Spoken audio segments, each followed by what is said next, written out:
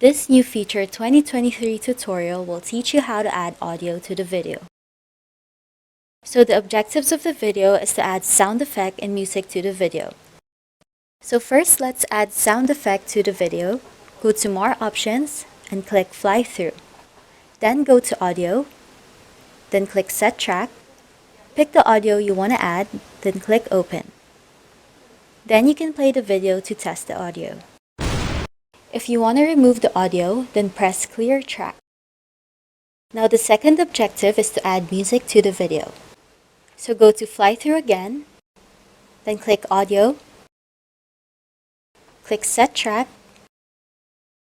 then pick the music you want to add, then click Open. Then once it's loaded, you can now play the video. This will make your construction methodologies more lively and you can present them better. Thank you for watching the video.